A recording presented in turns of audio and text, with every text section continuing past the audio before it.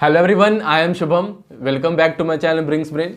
Sorry video थोड़ा delayed है आपका, क्योंकि कुछ हेल्थ इशू से मैं सफ़र कर रहा था और कुछ एग्जाम वगैरह भी शुरू होने वाला था, इसी सब वजह से। तो चलिए, आपका जेईई मेंस 2021 फरवरी में आपका होने जा रहा है।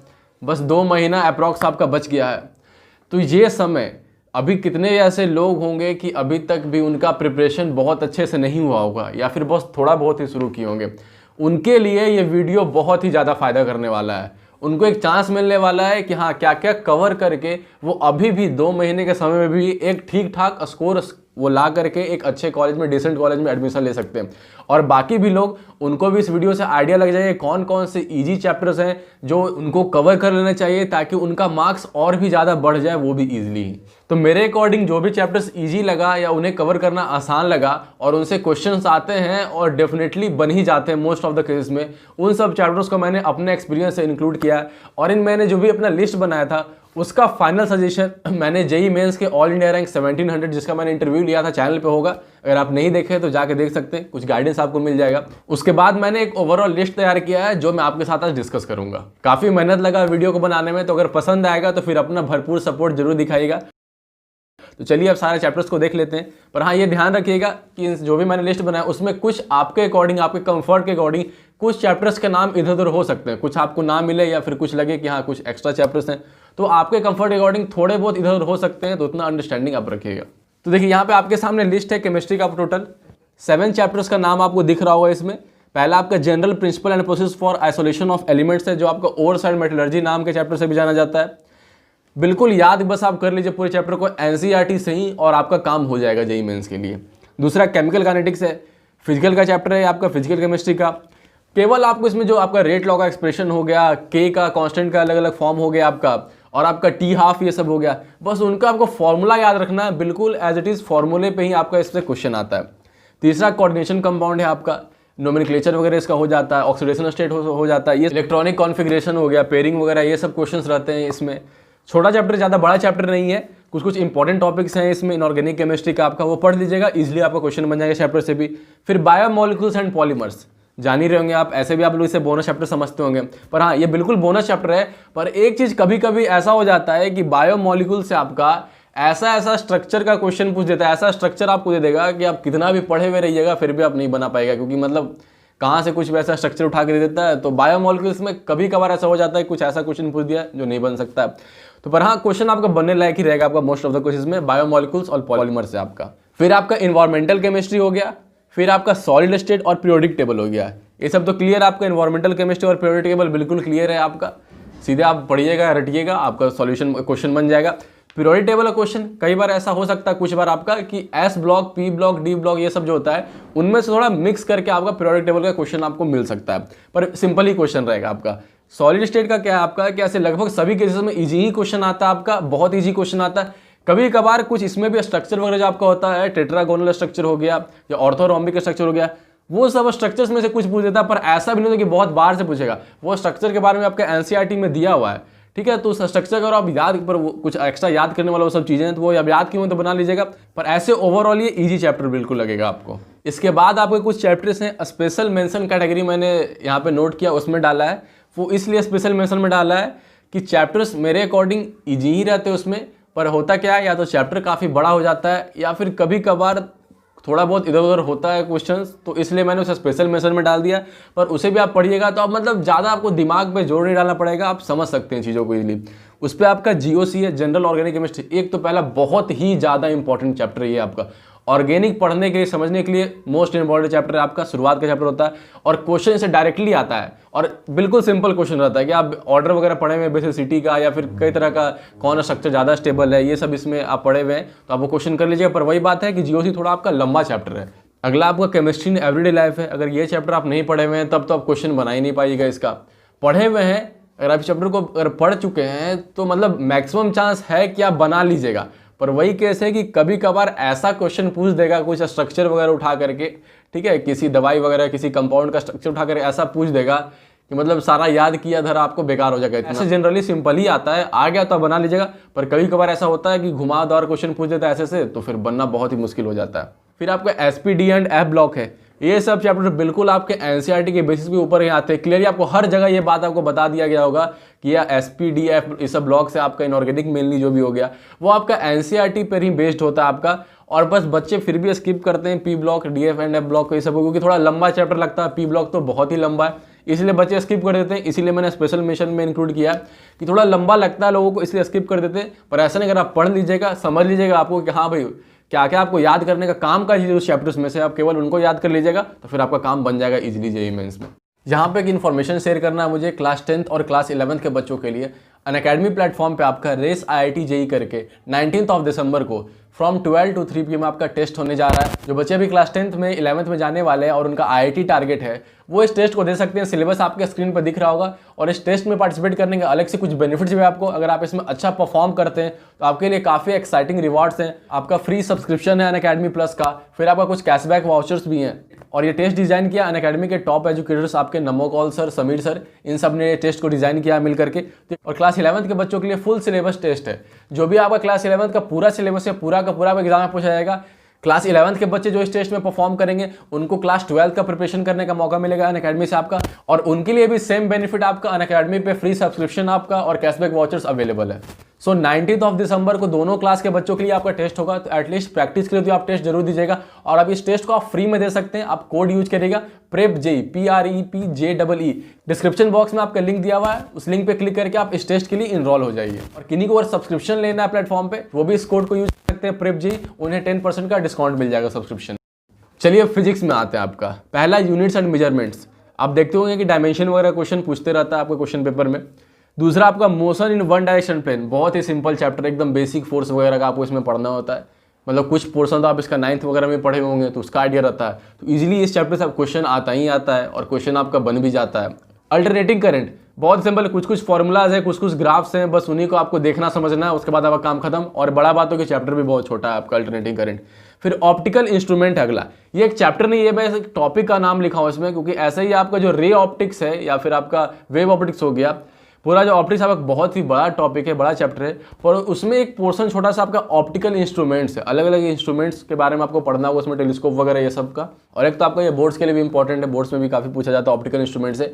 और जेईई मेंस में भी आपका कई बार इंस्ट्रूमेंट्स वगैरह से क्वेश्चन पूछ दिया जाता है, तो वो आप पढ़े हुए रहेंगे। बस एक टॉपिक है उसमें 2-3 इंस्ट्रूमेंट्स आपको पढ़ना होगा, वो आप पढ़े हुए रहेंगे तो आप कर ले जा सकते हैं इजीली क्वेश्चन। बस फॉर्मूला आपको पुट करके वैल्यू वगैरह निकालना रहता है।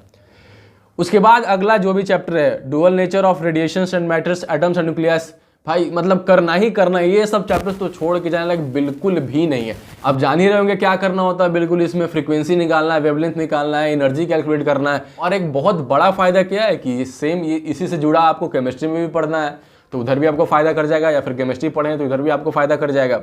तो ये बिल्कुल ये सब चैप्टर्स को कवर कर लेना। फिजिक्स के लिए तो ये बहुत ही मतलब बोनस चैप्टर माना जाता है ये सब। और फिर आपका अगला एक लास्ट आपका सेमी कंडक्टर्स भी है, सिंपल चैप्टर है, अलग लॉजिक गेट्स वगैरह हो गया और कुछ डिफिनेशंस वगैरह हैं इसमें, और छोटा सा भी चैप्टर आपका, बस कुछ कुछ चीज़ों को समझ लेना और सिंपल भी है समझना, फिर आपका जेईई मेंस में क्वेश्चन बन जाएगा इजीली।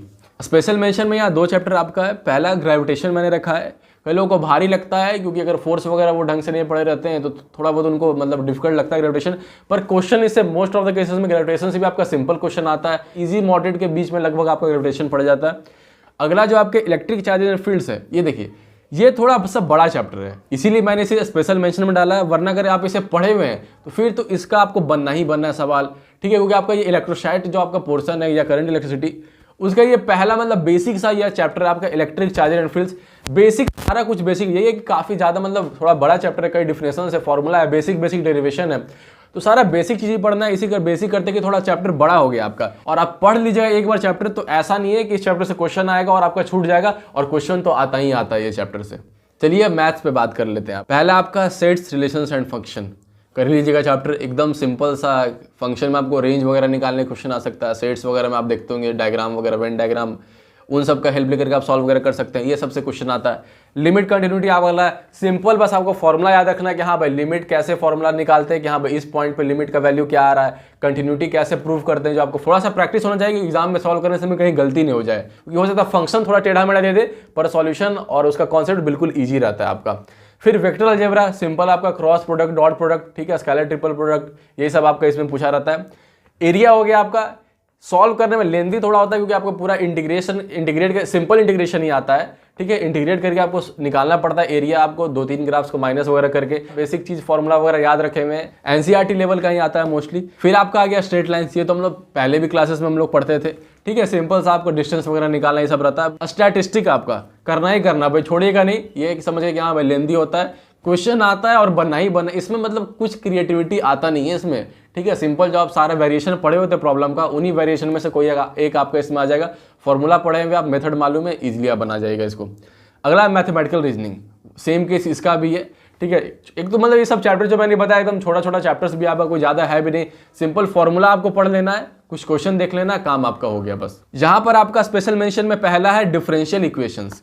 ये आपका थोड़ा बड़ा चैप्टर इसीलिए स्पेशल मेंशन में है, वरना क्वेश्चंस मोस्टली इजी ही आते हैं आपके इसके कारण, क्योंकि इसमें अलग अलग केसेस काफ़ी ज़्यादा है, अलग अलग फॉर्म है इंटीग्रेशन का, वो सारा आपको बस फॉर्म याद है तो आप इजीली फॉर्मूला पे अपना बैठा करके आप सॉल्व कर लीजिएगा, जेईई मेंस में दिक्कत नहीं होगा। पर चूंकि कई सारे फॉर्म्स है, याद करना थोड़ा ज़्यादा मतलब थोड़ा डिफिकल्ट हो जाता है। नेक्स्ट आपका मैट्रिसेस है। कई बार ऐसा होता है कि मैट्रिसेस और डिटरमिनेंट का मिक्स क्वेश्चन आ जाता है, तो वहाँ पे दिक्कत हो जाता है। पर कई बार केवल मैट्रिसेस से ही क्वेश्चन आता है और वो क्वेश्चन आपका कंपेरेटिवली ईजी होता है, तो वो करिएगा तो वहाँ पे आपको बेनिफिट मिल सकता है।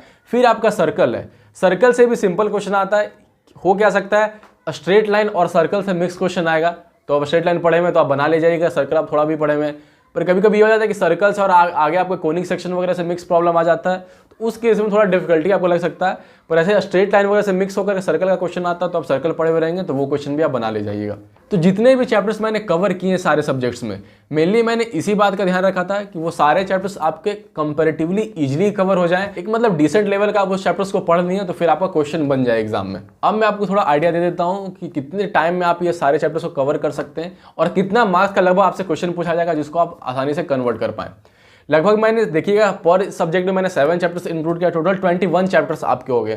तो मैं अगर पर चैप्टर्स को 2 दिन भी मान लेता हूं, जबकि कुछ चैप्टर्स में ऐसे हैं जो आपको एक दिन क्या मतलब हो सकता है, एक दिन ही लगेगा या फिर कुछ उससे भी कम, जैसे मैथमेटिकल रीजनिंग मतलब 2-3 घंटा का ये चैप्टर है आपका। ऑप्टिकल इंस्ट्रूमेंट वो केवल एक टॉपिक है आपका। वहीं पर मैथ मैंने सेट, रिलेशन और फंक्शन, ये अलग अलग चैप्टर, वहीं भी मैंने यहाँ पे एक में लिख दिया। तो ये हो सकता है इस चैप्टर करने में आपको 2 की जगह 3 दिन लग जाए।